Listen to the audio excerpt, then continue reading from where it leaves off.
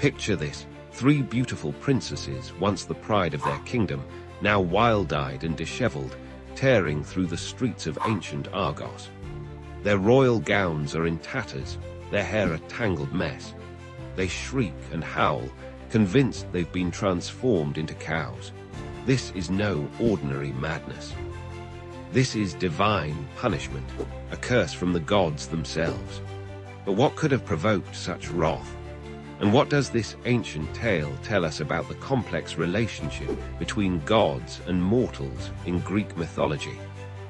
Welcome to the tragic story of Anaxagoras' madness, a tale of hubris, divine retribution, and the devastating consequences of angering the gods.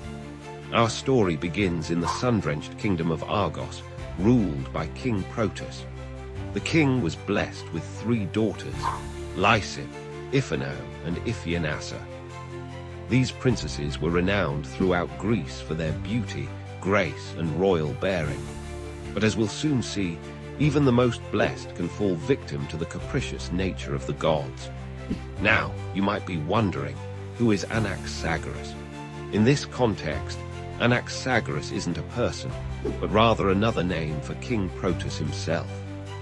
Some versions of the myth refer to the madness afflicting his daughters as Anaxagoras madness, linking the king's name to the tragic fate that befell his children. As our princesses grew into young women, they became not just beautiful, but prideful. They began to believe their own hype, so to speak.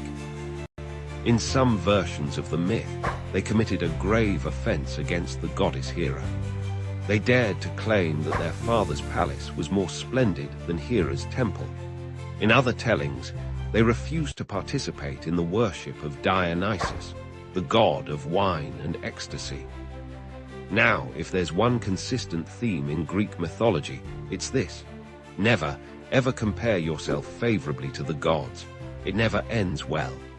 The gods of Olympus were a jealous and vengeful lot, quick to anger and devastating in their punishments.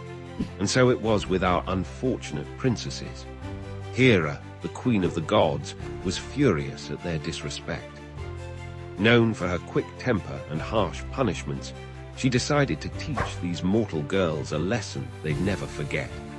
With a wave of her divine hand, she cast a curse of madness upon the 3 sisters.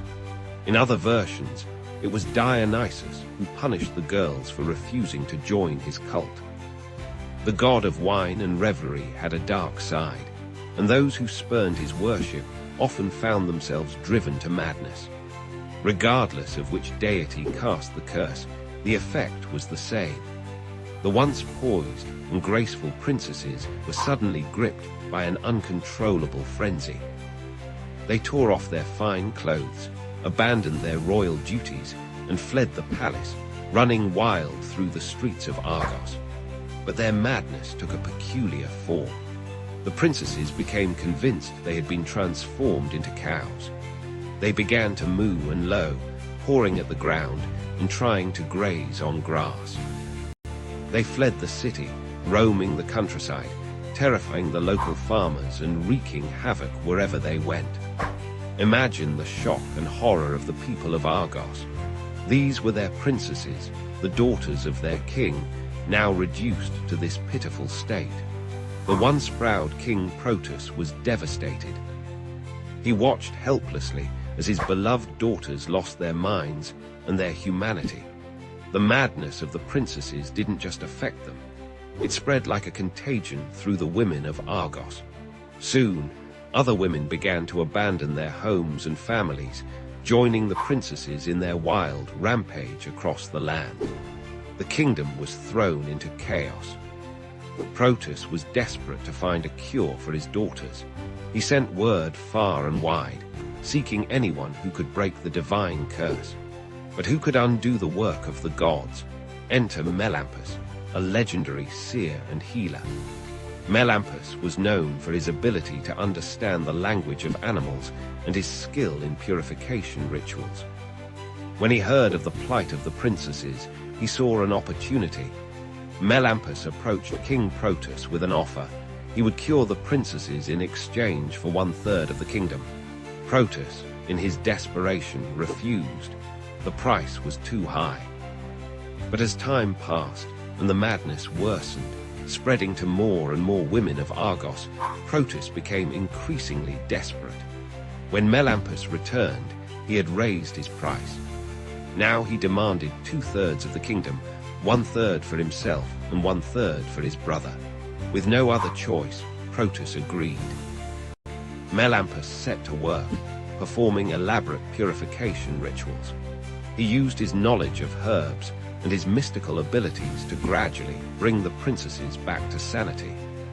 Some versions of the myth say he chased the women with a group of strong young men, eventually driving them into a temple where he performed the healing ritual. Slowly but surely, the princesses regained their senses. They stopped believing they were cows, ceased their wild behavior, and returned to their human selves. The contagion of madness that had spread through the women of Argos was also cured. But the story doesn't end there. The experience had profoundly changed the princesses. They were humbled by their ordeal, no longer the prideful young women who had dared to compare themselves to the gods. They dedicated themselves to the worship of Hera or Dionysus, depending on the version, ensuring they would never again provoke divine wrath. As for Melampus, he became a powerful figure in Argos, ruling over 2/3 of the kingdom alongside Protus. His descendants would go on to play important roles in other Greek myths. So what can we learn from this ancient tale? First and foremost, it's a stark warning about the dangers of hubris. The Greeks believed that excessive pride or self-confidence would invariably lead to nemesis, divine retribution. This theme appears again and again in Greek mythology, from the tale of Arachne, who boasted she could weave better than Athene, to the story of Niobe, who bragged about having more children than Leto.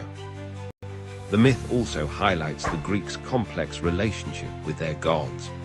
The Olympian deities were not distant, benevolent figures, but active participants in mortal affairs, quick to anger and harsh in their punishments. This story reminds us that in the Greek worldview, mortals were always at the mercy of divine whims. Moreover, the tale explores the thin line between sanity and madness. The Greeks were fascinated by the concept of mania, divine madness, which could be both a curse and a source of inspiration. The madness of the princesses, while a punishment, also connects them to the divine in a twisted way. The story of Anaxagoras' madness has inspired artists and writers for centuries. It's been depicted in ancient Greek vase paintings, referenced in classical literature, and reinterpreted by modern authors. The image of the wild, cow-like princesses continues to captivate our imagination, reminding us of the enduring power of these ancient tales. In the end, the myth of Anaxagoras' madness is more than just a cautionary tale about respecting the gods. It's a complex exploration of pride, punishment, and redemption. It reminds us of the fragility of the human mind and the transformative power of humility. And perhaps most importantly, it shows us that even in the face of divine punishment, there's always hope for healing and redemption.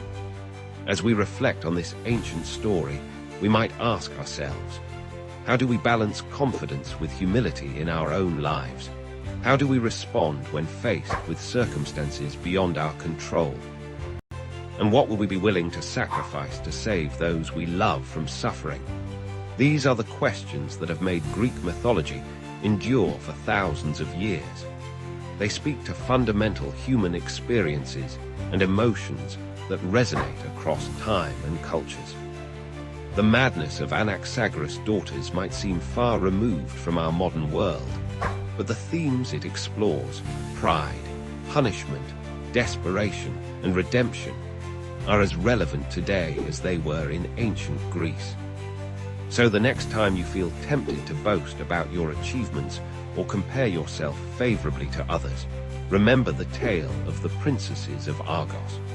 A little humility might just save you from mooing your Imagine a love so strong it could withstand a 20-year separation. This is the tale of Penelope and Odysseus, a story of unwavering loyalty in the face of divine temptation. When Odysseus, the clever king of Ithaca, set sail for Troy, he left behind his devoted wife Penelope and their infant son. Little did they know their separation would last 2 decades. As Odysseus faced monsters and gods on his journey home, Penelope fought her own battles. Besieged by suitors wanting her hand and kingdom, she used her wit to keep them at bay. She promised to choose a new husband once she finished weaving a shroud, but each night she secretly undid her day's work. Meanwhile, Odysseus found himself trapped on the island of the enchanting nymph Calypso. She offered him immortality and eternal youth, but Odysseus longed for home and his mortal wife. Even Calypso's divine beauty couldn't sway his heart. The gods finally intervened, forcing Calypso to release Odysseus. After many trials, he returned to Ithaca in disguise. Penelope, ever cautious, tested the stranger claiming to be her husband. Only when he proved his identity did she embrace him, their reunion a testament to the power of true love and fidelity. This timeless story reminds us that real love can overcome any obstacle, be it time, distance, or even the allure of godly temptation. What would you sacrifice for love? Would you betray your family, your city, your entire world? This is the story of a princess who did just that, forever changing the course of history. In the world of ancient Greece, where gods and mortals intertwined, stood the mighty city of Troy. Its towering walls, said to be built by the gods themselves, had withstood countless sieges. But as we'll soon discover, sometimes the greatest threat comes from within. Our tale begins in the 10th year of the Trojan War, a conflict that had raged for a decade, pitting the great heroes of Greece against the defenders of Troy. The war had started when Paris, a Trojan prince, stole away with Helen, the wife of a Greek king. Now, the shores of Troy were lined with 1,000 Greek ships, their warriors determined to bring Helen home and Troy to its knees. But our story isn't about Helen, Paris, or the famous heroes like Achilles and Hector. It's about a lesser-known figure, Laodicea, a Trojan princess, daughter of King Priam and Queen Hecuba. Laodicea was known for her beauty and her devotion to Troy. Yet, fate had other plans for her. One day, as Laodicea stood on the walls of Troy, watching the battle rage below, her eyes met those of a Greek warrior. This was no ordinary soldier, but Achames, son of Theseus, a hero in his own right. In that moment, something sparked between them, a connection that would soon blossom into a forbidden love. Despite the war that divided them, Laodicea and Achames found ways to meet in secret. They shared stolen moments away from the prying eyes of both Trojans and Greeks. With each encounter, their love grew stronger, and so did Laodicea's in a conflict. On one side stood her loyalty to Troy, her family, and everything she had ever known. On the other, a love so powerful it seemed to transcend the bitter war around them. Laodicea was torn, caught between two worlds, two loyalties. As the war dragged on, the situation in Troy grew desperate. Food was scarce, morale was low, and the once impenetrable walls began to show signs of wear.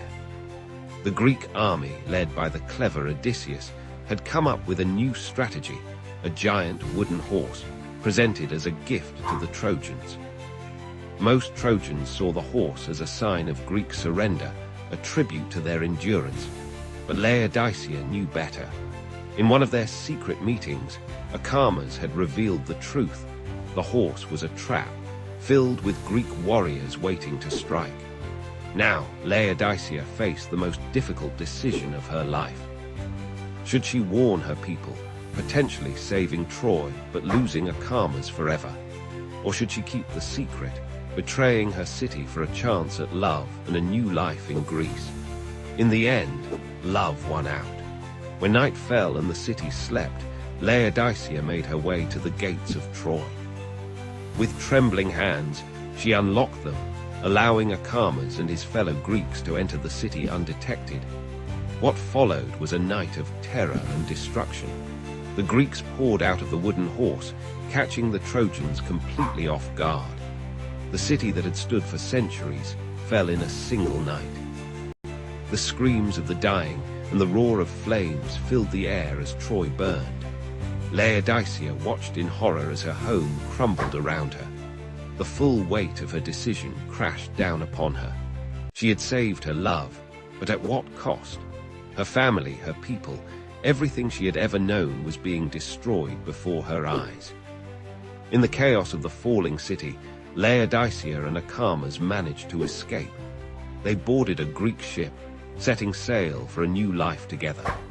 But as Troy faded into the distance, shrouded in smoke and flame, Laodicea was haunted by the consequences of her actions. The story of Laodicea and the fall of Troy raises profound questions about the nature of love, loyalty, and the choices we make. Was Laodicea right to follow her heart, even at the cost of her city's destruction? Or should duty and loyalty to one's people always come first? These are not just questions for the ancient world. Even today, we often find ourselves torn between conflicting loyalties, between love and duty, between personal desires and societal expectations. Laodicea's tale reminds us that our choices, especially in matters of the heart, can have far-reaching consequences. The fall of Troy marked the end of an era in Greek mythology. It was a pivotal moment that spawned countless other stories: the wanderings of Odysseus, the tragedy of Agamemnon, the founding of Rome by Aeneas. And at the heart of it all was Laodicea's fateful decision. In the years that followed, Laodicea's story was told and retold. Some portrayed her as a tragic heroine, torn between love and duty. Others saw her as a cautionary tale about the dangers of betrayal. Greek playwrights and poets would revisit her story, exploring the complexities of her choice and its aftermath. The tale of Laodicea and the fall of Troy has echoed through the centuries, inspiring artists, writers, and thinkers. It has been depicted in ancient pottery, Renaissance paintings, and modern literature. The image of Troy burning, with Laodicea and Achamas fleeing by ship, has become an enduring symbol of love's power to both create and destroy. But perhaps the most important legacy of Laodicea's story is how it reflects our own struggles with difficult choices. We may not be princesses or warriors, and the fate of cities may not hang in the balance, but we all face moments where we must choose between competing loyalties. Do we follow our hearts, even if it means hurting those close to us? Do we prioritize our own happiness over our obligations to others? These are questions that Laodicea grappled with, and they are questions that we still grapple with today. In the end, the story of Laodicea opening the gates of Troy is more than just a tale from Greek mythology.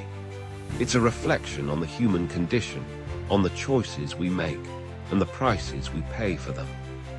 It reminds us that love, while powerful and often beautiful, can also lead to devastating consequences. As we reflect on Laodicea's choice, we're invited to consider our own lives. What would we do in her position? What are we willing to sacrifice for love? And how do we balance our personal desires with our responsibilities to others? These are not easy questions to answer, but by exploring stories like Laodicea's, we gain insights into our own nature. We see the complexity of human emotions, the weight of our decisions, and the far-reaching impacts of our actions. The fall of Troy may have happened in the realm of myth, but the dilemmas it presents are very real. In Laodicea's story, we see our own struggles reflected. We see the power of love, the pain of betrayal, and the eternal conflict between heart and duty. As we close this chapter of Greek mythology, let's carry with us the lessons of Laodicea. Let's remember that our choices matter, that love is powerful but also potentially destructive, and that the line between right and wrong is often blurrier than we'd like to admit. In the end, Laodicea's tale, like all great myths, doesn't give us easy answers. Instead, it prompts us to question, to reflect, and to strive for wisdom in our own lives. And perhaps that, more than anything, is why these ancient stories continue to captivate us, millennia after they were first. What if I told you that flipping through TV channels could actually mean switching between entirely different versions of reality? Buckle up, because we're about to explore a world where this mind-bending possibility is our new normal. Imagine waking up tomorrow with a remote control that doesn't just change channels, but alters the very fabric of your reality. With each click, you're transporting to a different version of your life, a parallel universe where things played out differently. It's not just your personal life that's affected. You can surf through alternate histories, futures, and even fantastical realms that defy our current laws of physics. At first glance, this ability seems like a dream come true. Curious about how your life would have turned out if you'd taken that job in Tokyo. Click. Wonder what the world would look like if the dinosaurs never went extinct. Click. Want to experience a reality where humans have evolved gills and live underwater. Click. The possibilities are literally endless. But let's dive deeper into the implications of this reality surfing ability. One of the most immediate and obvious consequences would be a revolution in the entertainment industry. Traditional TV and movies would become obsolete overnight. Why watch a scripted show when you can experience countless real alternate realities? The concept of binge watching would take on a whole new meaning as people spend hours, even days, exploring different versions of reality. However, this leads us to a less obvious but potentially more significant effect: the psychological impact of seeing alternate versions of our lives. Imagine witnessing a reality where you made different choices and ended up significantly happier, more successful, or with a completely different family. How would this knowledge affect your mental health and satisfaction with your current reality? This brings us to an intriguing second-order effect, a fundamental shift in how we make decisions. With the ability to peek into the outcomes of different choices, would we become paralyzed by the weight of infinite possibilities? Or would we become more confident in our decisions, having seen the potential outcomes? The very nature of free will and determinism would be called into question. But here's where things get really interesting. What if, in the process of surfing through realities, we discover that our actions in one reality can have ripple effects in others? This could lead to the emergence of reality brokers, individuals or organizations that specialize in navigating and manipulating the complex web of interconnected realities. Take a moment to consider the ethical implications. If you could prevent a tragedy in another reality by making a small change in your own, would you do it? What if that change negatively impacted your life? The moral dilemmas would be unprecedented and could reshape our entire concept of ethics and responsibility. Now, let's explore a surprising second-order effect: the potential development of a universal language. As people interact with countless alternate realities, the need for a common means of communication across all these variations would become crucial. This could lead to the evolution of a new language that transcends individual realities, fundamentally changing how we communicate and think. But it's not all rosy in this multi-reality world. Consider the possibility of addiction to reality surfing. People might become so obsessed with exploring alternate lives that they neglect their primary reality. We might see the rise of reality rehab centers to help individuals reconnect with their original timeline. And here's a twist you might not have considered: the emergence of a new economy based on reality data. Imagine companies that specialize in collecting and selling information from different realities. Want to know the winning lottery numbers in 1,000 different realities? There's a company for that. Need to research how a particular business decision plays out across multiple timelines? There's a service for that too. But with great power comes great responsibility, and the ability to surf realities could have serious geopolitical implications. What if governments start using this technology for espionage or to gain strategic advantages? We could see the dawn of reality-based warfare, where conflicts are fought not just in our world, but across multiple versions of it. On a more personal level, how would this ability affect our sense of identity? If you can experience being countless versions of yourself, which one is the real you? The concept of a fixed personal identity might become obsolete, replaced by a more fluid understanding of self that spans multiple realities. Let's not forget the scientific implications. Physicists would have a field day studying the mechanics of reality surfing. It could lead to breakthroughs in our understanding of quantum mechanics, the multiverse theory, and the very nature of consciousness. We might discover that consciousness itself is the key to navigating between realities. But here's a mind-bending possibility. What if we discover that our reality is just one channel that someone else is surfing through? It could completely upend our understanding of free will and the nature of existence itself. As we surf through these possibilities, we must also consider the potential for unforeseen consequences. What if constant reality switching starts to destabilize the fabric of the multiverse? We might need to develop reality conservation practices to prevent the collapse of the entire system. On a lighter note, imagine the impact on pop culture.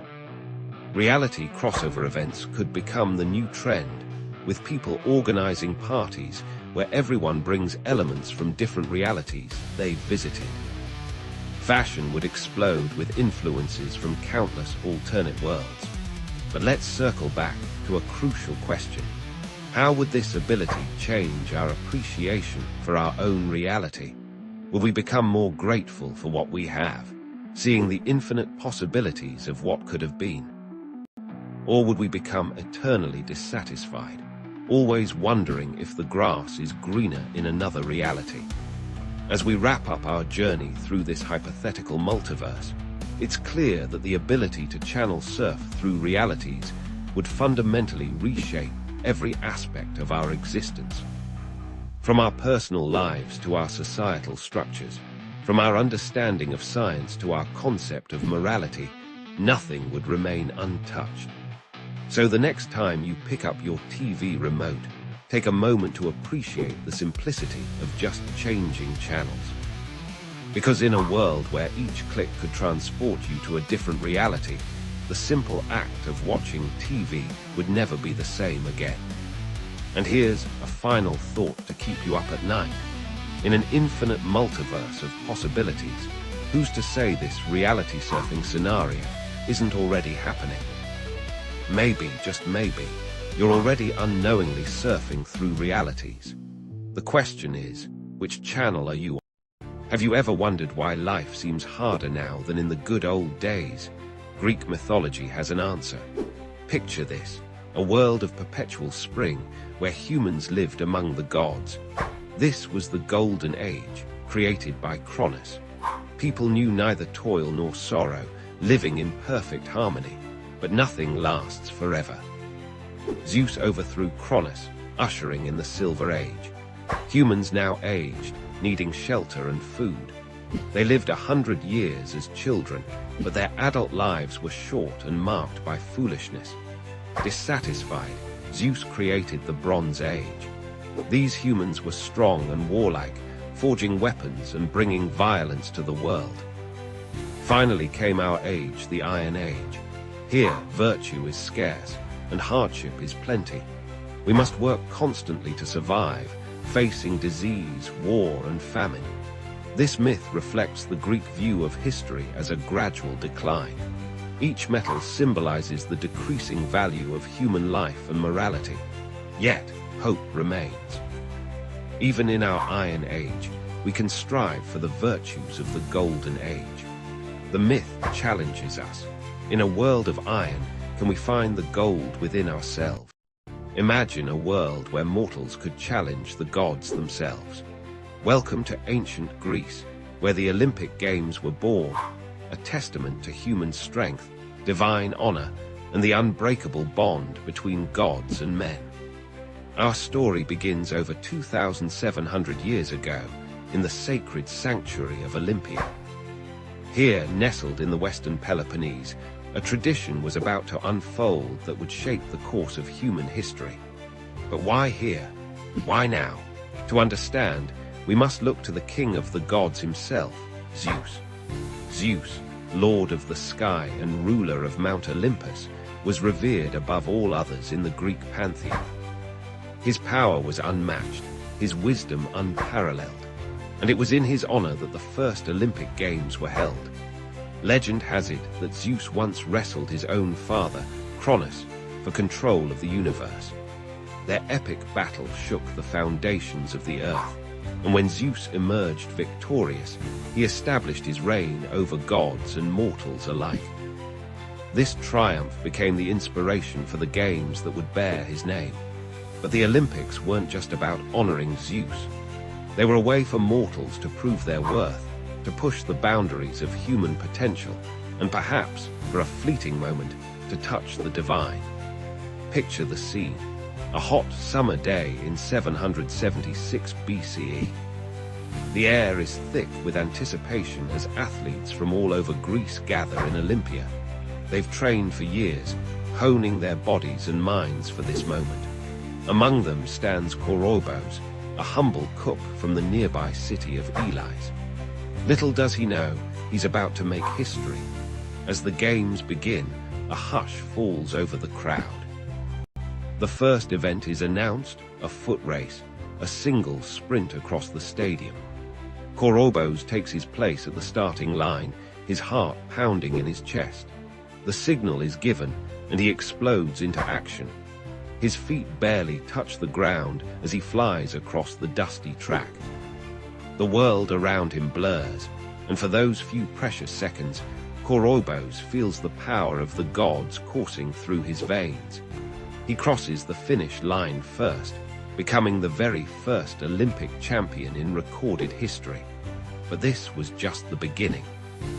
Over the next 5 days, athletes would compete in a variety of events, each designed to showcase different aspects of human excellence.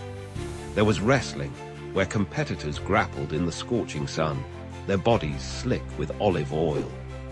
The discus throw, where athletes launched a heavy stone disc, aiming for distance and precision.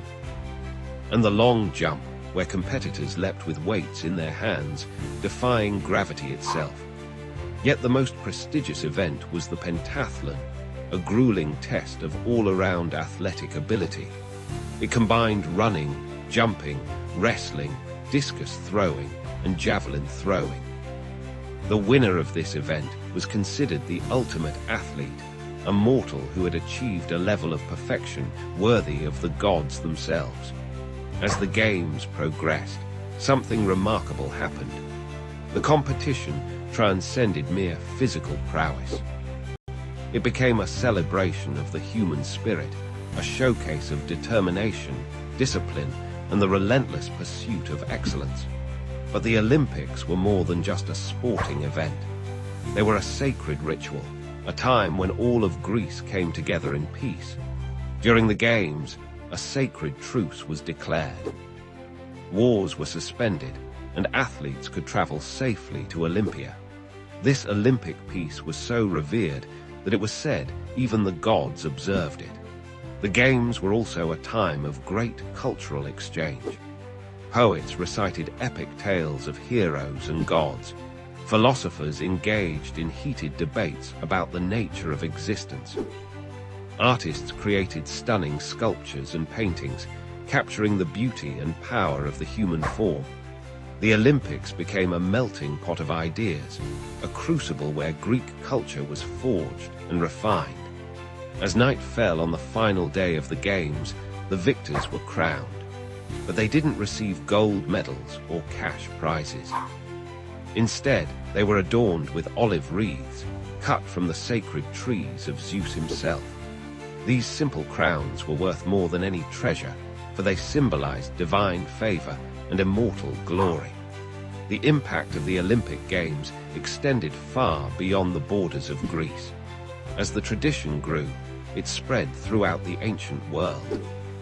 The Games became a model for other athletic competitions, inspiring similar events in Rome, Egypt, and beyond.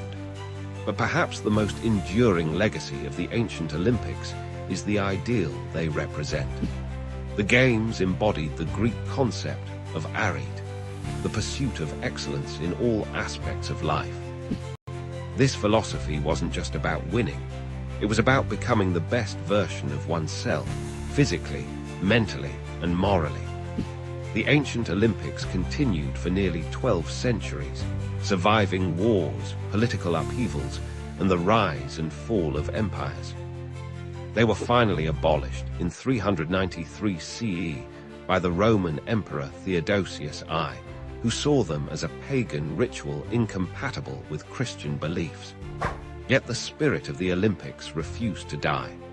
It lay dormant for centuries, waiting for the right moment to resurface. That moment came in 1896, when the modern Olympic Games were born. Inspired by the ancient tradition, these new games sought to recapture the glory and ideals of their predecessors. Today, the Olympic Games continue to captivate the world. Every 4 years, athletes from across the globe come together, just as they did in ancient Olympia. They compete not just for medals, but for the chance to write their names in the annals of history, to join the ranks of heroes who have pushed the limits of human achievement. As we watch modern Olympians perform seemingly impossible feats, we're connected to those ancient Greeks who first gathered to honor Zeus. We're reminded that the human spirit is capable of incredible things, that with dedication and perseverance, we can all touch the divine. The story of the first Olympic Games is more than just a tale from Greek mythology. It's a testament to the enduring power of human ambition, the unifying force of friendly competition, and the timeless quest for excellence. It reminds us that even in our modern world, we're not so different from those ancient athletes who stood in the shadow of Mount Olympus, reaching for the sky. So the next time you watch the Olympics, remember Korobos and his fellow athletes. Remember the sacred olive groves of Zeus and the hallowed grounds of Olympia. For in those moments of sporting brilliance, we're not just witnessing a competition, we're participating in a tradition that has shaped human civilization for nearly 3 millennia. The Olympic flame continues to burn brightly, a beacon of hope and inspiration for all humanity. It challenges us to be faster, higher, and stronger, not just in sports, but in all aspects of our lives. And in doing so, it keeps alive the spirit of those first games, where mortals dared to compete. Imagine being offered eternal life, youth, and the love of a goddess. Now imagine turning it all down. Sounds crazy, right? But that's exactly what one of ancient Greece's greatest heroes did. This is the story of Odysseus and Calypso, a tale of temptation, loyalty, and the power of home. Our story begins on the shores of a mystical island called Ogygia, hidden somewhere in the vast expanse of the Mediterranean Sea. It's here that we find our hero, Odysseus, legendary king of Ithaca and veteran of the Trojan War. But he's not the triumphant warrior you might expect. Instead, he's a shipwrecked sailor, the lone survivor of yet another disaster in his long and troubled journey home. As Odysseus drags himself onto the beach, exhausted and alone, he has no idea that he's about to face one of the greatest challenges of his epic odyssey. For this island is the home of Calypso, a powerful nymph whose name means to conceal. And conceal she will, keeping Odysseus hidden from the world for 7 long years. Now, you might be wondering, who exactly is Calypso? In Greek mythology, she's the daughter of the Titan Atlas, forced to hold up the sky for eternity.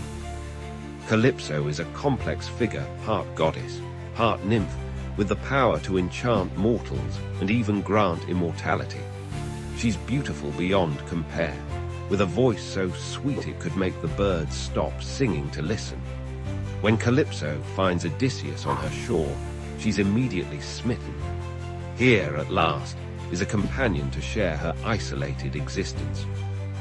She takes him to her cave, a palace of crystal columns and blooming vines, where fountains of pure water flow and the air is always sweet with the scent of cedar and incense. Calypso offers Odysseus everything: comfort, luxury, and her undying love. She even promises him the ultimate gift: immortality. Imagine never growing old, never fearing death, living forever in a paradise with a beautiful goddess. It's an offer that would tempt even the strongest-willed mortal. But Odysseus is no ordinary mortal. He's the man of 1,000 tricks, the great strategist of the Trojan War, and the king who's been trying to return to his kingdom for a decade. More importantly, he's a man with a wife waiting for him back home. Penelope, Odysseus' wife, is a legend in her own right. For 20 years, she's been fending off suitors who want to claim Odysseus' throne, believing him dead. She's used every trick in the book to stay faithful, including weaving a burial shroud by day and unraveling it by night, promising to choose a new husband only when the shroud is finished. It's the thought of Penelope that keeps Odysseus going. Every day he sits on the shore of Calypso's island, staring out at the sea, his eyes filled with tears as he longs for home. He's surrounded by beauty and offered eternal life, but his heart remains in Ithaca. This stalemate continues for 7 years. 7 years of Calypso's love and Odysseus' refusal. 7 years of luxury and longing. But the gods of Olympus are watching, and they're about to intervene. Athene, the goddess of wisdom and Odysseus' divine patron, pleads his case to Zeus, king of the gods. She argues that it's not right for a mortal hero to be kept against his will, even by a goddess. Zeus agrees and sends Hermes, the messenger god, to Ogygia with orders for Calypso to release Odysseus. Imagine the scene: Hermes, with his winged sandals, flying across the sea to this hidden island. He lands on the shore and makes his way to Calypso's cave. The nymph is not happy to see him. She knows why he's there, and she's not ready to give up her mortal love. Calypso argues passionately. She points out the unfairness of the gods, who allow themselves to take mortal lovers but forbid goddesses from keeping mortal men. She reminds them that she saved Odysseus when no one else would, nursing him back to health and offering him a life of eternal bliss. But the will of Zeus cannot be denied. With a heavy heart, Calypso accepts the divine decree. She goes to Odysseus, who's sitting on the beach as usual, gazing towards home. For the first time in 7 years, she tells him he's free to leave. Now, here's where the story gets really interesting. Calypso doesn't just tell Odysseus he can go, she offers to help him leave. She provides him with tools to build a raft, supplies for the journey, and even favorable winds to speed him on his way. It's a testament to her love that even in letting him go, she seeks to protect him. But before Odysseus leaves, Calypso makes one last attempt to persuade him to stay. She reminds him of what he's giving up: eternal youth, immortality, and her undying love. She warns him of the dangers he'll face on his journey home and the uncertain welcome that might await him after so many years away. In response, Odysseus gives a speech that's become one of the most famous in all of Greek literature. He acknowledges Calypso's beauty and the temptation of her offer. But then he says something profound. He would rather die as a mortal, surrounded by his family and people, than live forever in isolation. This moment captures the essence of what makes Odysseus a hero in Greek mythology. It's not just his strength or cunning, but his very human desires and his willingness to face mortality for the sake of love and home. He chooses the richness of mortal life with all its joys and sorrows, its triumphs and failures, over the static perfection of immortality. As Odysseus sets sail on his makeshift raft, Calypso stands on the shore watching him go. It's a bittersweet moment, the end of 7 years of love and the beginning of Odysseus' final journey home. The sea stretches out before him, full of dangers, but also full of promise. This story of Odysseus and Calypso is more than just a myth. It's a reflection on what it means to be human. It asks us to consider what we value most in life. Is it comfort and security? Or is it the connections we make with others, the sense of belonging to a place and a people? The tale has inspired countless works of art and literature over the centuries. Poets, painters, and sculptors have all tried to capture the moment of Odysseus' departure or Calypso's sorrow. The theme of temptation and the journey home has echoed through stories from ancient times to the present day. In our modern world, we might not face nymphs offering immortality, but we often find ourselves torn between comfort and challenge, between the easy path and the one that leads us back to our true selves. Odysseus' choice reminds us that sometimes the most heroic act is simply to remain true to who we are and where we come from. As we close this chapter of Odysseus' epic journey, we're left with a powerful message: that the love of home and family, the desire to live a full and meaningful life among our own people, can be stronger than even the temptation of eternal life. It's a reminder that in the end, it's not how long we live that matters, but how well we live and how true we stay to ourselves. Odysseus' story doesn't end here, of course. He still has many trials to face before he reaches Ithaca. But in this moment, as he sails away from Calypso's island, he's taken a crucial step. He's reaffirmed his identity, his values, and his ultimate goal. And in doing so, he's shown us all what it truly means to be a hero. What if the entire universe existed within a single grain of sand? This mind-bending concept isn't just a flight of fancy, but a glimpse into the profound wisdom of ancient Hindu philosophy. Welcome to the world of the Upanishads, where the boundaries between the infinite and the finite blur, revealing the hidden nature of reality itself. The Upanishads are a collection of philosophical texts that form the theoretical foundation of Hindu spirituality. Composed over 2,500 years ago, these sacred scriptures contain some of the most profound insights into the nature of existence, consciousness, and the universe. At their core lies a revolutionary idea: the relationship between the bounded and the boundless, the finite and the infinite. Imagine you're standing on a vast, endless ocean. The water stretches as far as the eye can see in every direction. This ocean represents Brahman, the ultimate reality, infinite and all-encompassing. Now scoop up a handful of water. This handful represents you, me, and everything we perceive in our finite world.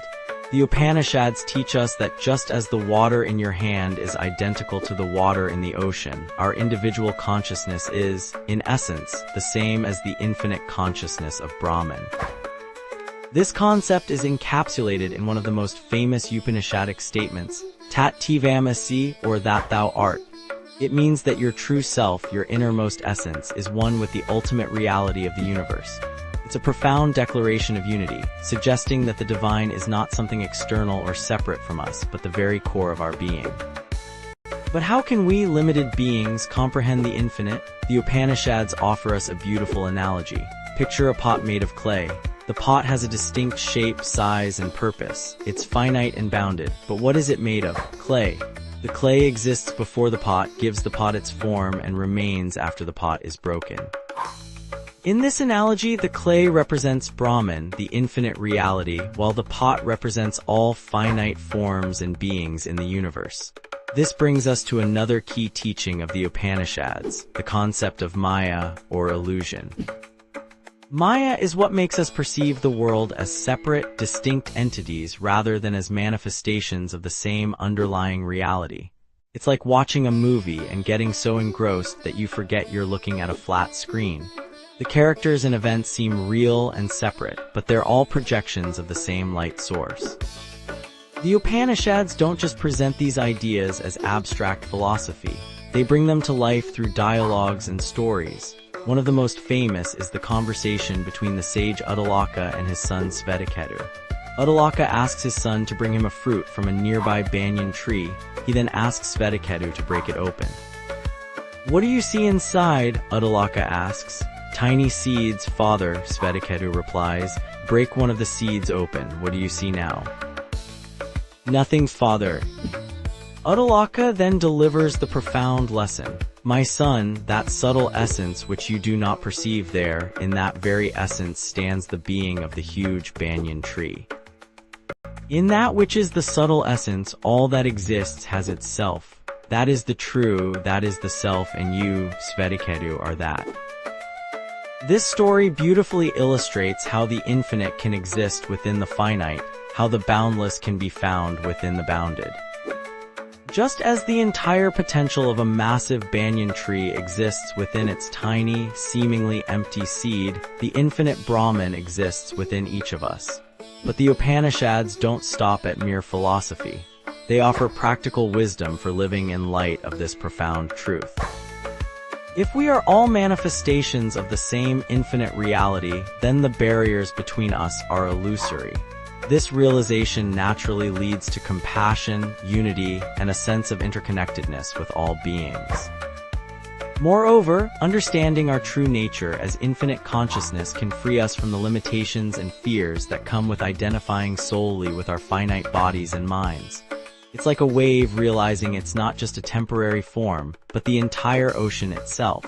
This shift in perspective can bring about a profound sense of peace and fearlessness. The Upanishads also teach us about the nature of happiness. They argue that true, lasting happiness cannot come from finite, external sources. Instead, it arises from recognizing our infinite nature. It's like a thirsty person in a desert who discovers an oasis within themselves, an infinite wellspring of joy and fulfillment. However, the Upanishads acknowledge that this is not an easy truth to grasp or live by. Our senses and minds are naturally drawn to the finite world of forms and differences. That's why the texts emphasize the importance of spiritual practices like meditation, self-inquiry, and devotion. These practices are designed to peel away the layers of illusion and help us experience our true, infinite nature. One of the most powerful methods the Upanishads prescribe is the practice of neti, or not this, not this. It involves systematically negating all that is finite and changeable to arrive at what is infinite and unchanging. It's like peeling an onion layer by layer until you reach the core, or in this case, until you realize that you are the core itself. The relationship between the infinite and the finite as described in the Upanishads has profound implications for how we understand life, death, and the nature of reality. If our true self is infinite and eternal, then death loses its sting. The Upanishads compare it to a river merging with the ocean, not an end, but a return to our true, boundless nature. Moreover, this philosophy offers a unique perspective on the meaning of life. Instead of seeing life as a journey from birth to death, the Upanishads present it as an opportunity for self-realization, for the finite to recognize its infinite nature. It's like a game of cosmic hide-and-seek, where the infinite plays at being finite, only to rediscover its true self. As we conclude our exploration of this profound teaching, let's return to our initial question. What if the entire universe existed within a single grain of sand? The wisdom of the Upanishads suggests that this is not just a fanciful idea, but a profound truth about the nature of reality. The infinite exists within the finite, the boundless within the bounded, waiting to be discovered. In our modern world of fast-paced change and apparent fragmentation, the timeless wisdom of the Upanishads offers a refreshing perspective. It reminds us of our inherent unity, our boundless potential, and the profound peace that comes from recognizing our true nature. As we navigate the complexities of our finite existence, may we carry with us this eternal truth, that in our deepest essence we are infinite, we are boundless, we are that.